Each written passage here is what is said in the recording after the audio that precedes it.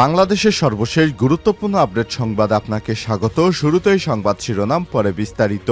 শুরুতেই জানিয়ে দিব রাষ্ট্র সংস্কার, হত্যার বিচার এবং যৌক্তিক সময়ে নির্বাচনের দাবি, প্রধান উপদেষ্টার সঙ্গে রাজনৈতিক ব্যক্তিদের মতবিনিময়। অন্তর্বর্তী সরকারের প্রধান হিসেবে দায়িত্ব নেওয়ার 3 সপ্তাহ পর রাজনৈতিক দলগুলোর সঙ্গে মতবিনিময় করেছেন প্রধান উপদেষ্টা অধ্যাপক ডক্টর মোহাম্মদ ইউনূস। গতকাল রাজনৈতিক দলের নেতাদের সঙ্গে বৈঠক করে যৌক্তিক সময়ে নির্বাচন দেওয়ার প্রতিশ্রুতি দিয়েছেন প্রধান উপদেষ্টা।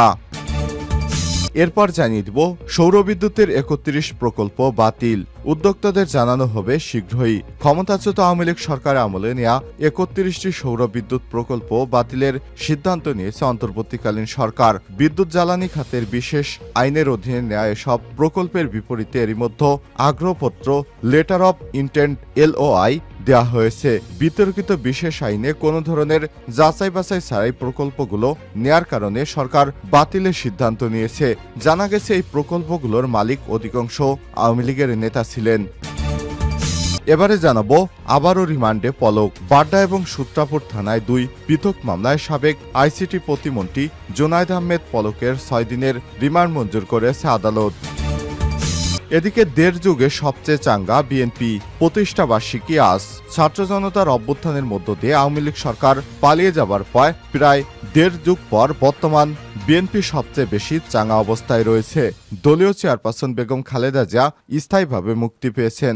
যুক্তরাজ্যে অবস্থানরত দলের ভারপ্রাপ্ত চেয়ারম্যান তারেক রহমানও দেশে ফেরার প্রক্রিয়া চলছে। নেতাকর্মীরা মিথ্যা মামলা থেকে নিষ্কৃতি পাচ্ছেন, কারাগার থেকে বের হয়ে আসছেন। এসব মিলিয়ে বিএনপি এখন আগের চেয়ে অনেক বেশি চাঙ্গা। এদিকে যুবদলের নামে চাঁদাবাজি করতে গিয়ে ছাত্রলীগ নেতা ধরা। জাতীয়তাবাদী যুবদলের নাম ভাঙিয়ে এক ছাত্রলীগ নেতার বিরুদ্ধে চাঁদাবাজির অভিযোগ উঠেছে।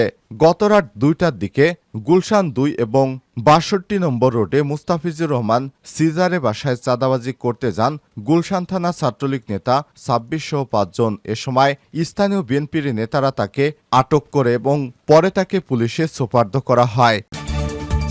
এবং সর্বশেষ জানিয়ে দিব ভারতে যেতে 45,000 টাকা চুক্তি। 11 বাংলাদেশিকে সুন্দরবনে রেখেই পালালো দালাল। আওয়ামী লীগ সরকার পতনের পর ভারতে পালিয়ে যাচ্ছে বিভিন্ন নেতাকর্মীরা। এরই ধারাবাহিকতায় এবার সুন্দরবনের জঙ্গল দিয়ে ভারতে আশ্রয় নিতে চেয়েছিলেন কয়েকজন। তাদেরকে জঙ্গলে রেখে তারপর টাকা পয়সা সহ দালাল চক্র পালিয়ে গেছে। বেআইনিভাবে ভারতে প্রবেশের জন্য আলিপুর আদালতে এদের পেশ করা হয়। জানা গেছে সকলের বাড়ি বাংলাদেশের খুলনা বা আশেপাশে অন্য কোনো জেলায়। সাবেক প্রধানমন্ত্রী শেখ হাসিনা দেশ ছাড়ার পর তারা পালানোর সিদ্ধান্ত নিয়েছিলেন। প্রিয় দর্শক, এতক্ষণ শুনছিলেন সংবাদ শিরোনাম, এবারে বিস্তারিত।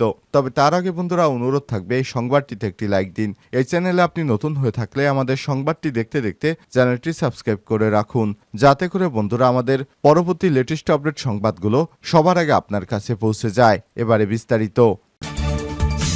রাষ্ট্র সংস্কার, হত্যার বিচার ও যৌক্তিক সময়ে নির্বাচন দাবি। অন্তর্বর্তী সরকারের প্রধান হিসেবে দায়িত্ব নেওয়ার 3 সপ্তাহ পর রাজনৈতিক দলগুলোর সঙ্গে মতবিনিময় করেছেন প্রধান উপদেষ্টা অধ্যাপক ডক্টর মোহাম্মদ ইউনূস। গতকাল শনিবার বিকেলে রাষ্ট্রীয় অতিথি ভবন যমুনা শুরু হওয়া মতবিনিময় সভা শেষ করে রাত 8টার দিকে সভায় প্রয়োজনীয় সংস্কার করে যৌক্তিক সময়ের মধ্যে জাতীয় নির্বাচন অনুষ্ঠানের দাবি জানিয়েছে অধিকাংশ রাজনৈতিক দল। মতবিনিময় সভা শেষে বিভিন্ন দলের নেতারা গণমাধ্যমের কাছে এসে এ দাবি জানান। রাজনৈতিক দলের শীর্ষ নেতারা মতবিনিময়কালে দেশের সার্বিক পরিস্থিতি, প্রশাসন ও নির্বাচন কমিশনের সংস্কার সহ নির্বাচনের বিশেষ মতামত প্রধান উপদেষ্টার কাছে তুলে ধরেন। মতবিনিময়কালে শিল্প উপদেষ্টা আদিলুর রহমান খান, ধর্ম বিষয়ক উপদেষ্টা AFM খালিদ হোসেন, যুব ও ক্রীড়া উপদেষ্টা আসিফ মাহমুদ, সজীব ভুঁইয়া, প্রধান উপদেষ্টার বিশেষ সহকারী মাহফুজ আলম সহ সংশ্লিষ্ট কর্মকর্তারা উপস্থিত ছিলেন। মতবিনিময়কালে ইসলামী দলগুলো দুর্গাপূজা উপলক্ষে মন্দির, পূজা মণ্ডপের নিরাপত্তা নিশ্চিতে অন্তর্বর্তীকালীন সরকারকে সব ধরনের সহযোগিতার আশ্বাস দিয়েছেন। প্রধান উপদেষ্টা অধ্যাপক মোহাম্মদ ইউনূস নেতৃত্ববৃন্দের কাছে এ বিষয়ে সতর্ক থাকার অনুরোধ জানাচ্ছি, যাতে কোনো ধরনের অনাকাঙ্ক্ষিত ঘটনা না ঘটে। ইসলামী দলগুলোর নেতারা বৈঠকের পর বিষয়টি সাংবাদিকদের কাছে তুলে ধরেন। সৌর বিদ্যুতের 31টি প্রকল্প বাতিল। ক্ষমতাচ্যুত আওয়ামী লীগ সরকারের আমলে নেয়া 31টি সৌরবিদ্যুৎ প্রকল্প বাতিলের সিদ্ধান্ত নিয়েছে অন্তর্বর্তী সরকার। বিদ্যুৎ জ্বালানি খাতের বিশেষ আইনের অধীনে নেওয়া এসব প্রকল্পের বিপরীতে এরই মধ্যে আগ্রহপত্র দেওয়া হয়েছে।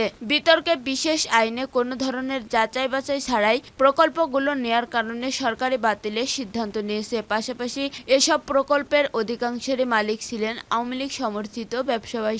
প্রকল্প বাতিলের বিষয়টি নিশ্চিত চলতি সপ্তাহে উদ্যোগতা জানানো হবে বলে বিদ্যুৎ বিভাগ সূত্রে জানা গেছে। বিদ্যুৎ বিভাগের সিনিয়র সচিব মোহাম্মদ হাবিবুর রহমান বিষয়টি নিশ্চিত করে কালবেলাকে বলেন, নবায়নযোগ্য জ্বালানি বিশেষ করে সৌর বিদ্যুতের 31টি প্রকল্প বাতিলের সিদ্ধান্ত নেওয়া হয়েছে। এই সিদ্ধান্তের কথা শিগগিরই উদ্যোক্তাদের জানিয়ে দেওয়া হবে। এছাড়া রেলটার ও কুইক রেলটার প্রকল্প বাতিলের সিদ্ধান্ত নেওয়া হয়েছে।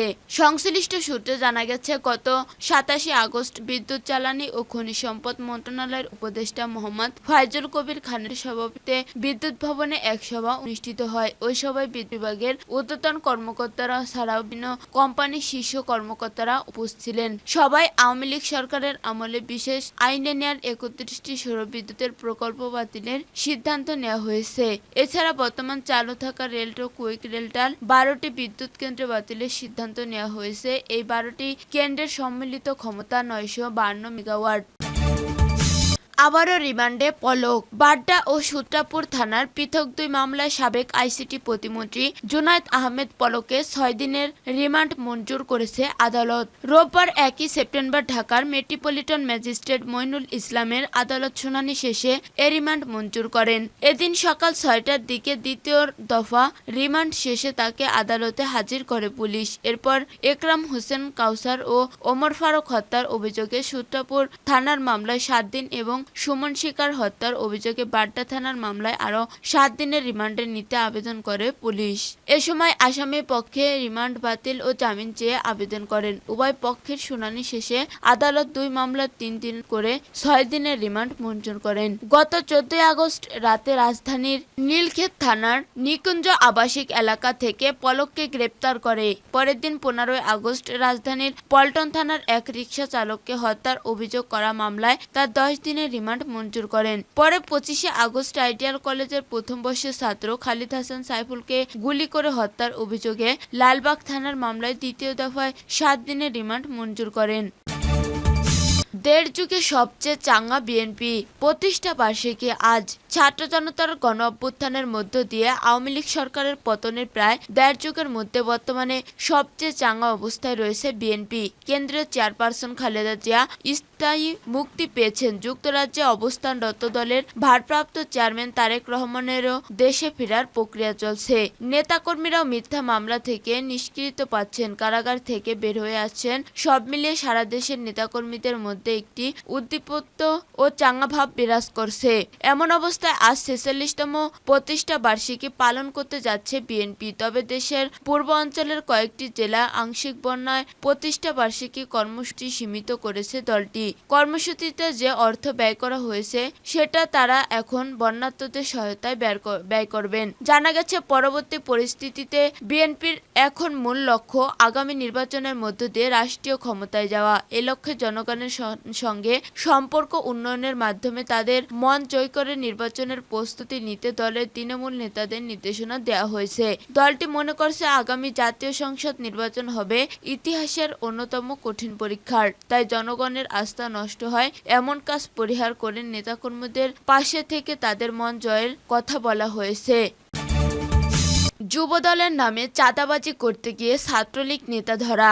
জাতীয়তাবাদী যুবদলের নাম ভাঙিয়ে এক ছাত্রলীগ নেতার বিরুদ্ধে চাঁদাবাজির অভিযোগ উঠেছে। শনিবার 31 আগস্ট দিবাগত রাত 12টার দিকে গুলশান 2-এর 62 নম্বর রোডে মোস্তাফিজুর রহমান সিরাজের বাসায় চাঁদাবাজি করতে যান গুলশান থানা ছাত্রলীগ নেতা 26 সহ 5 জন। পরে তাদেরকে ধরে গুলশান থানা পুলিশের কাছে হস্তান্তর করা হয়েছে।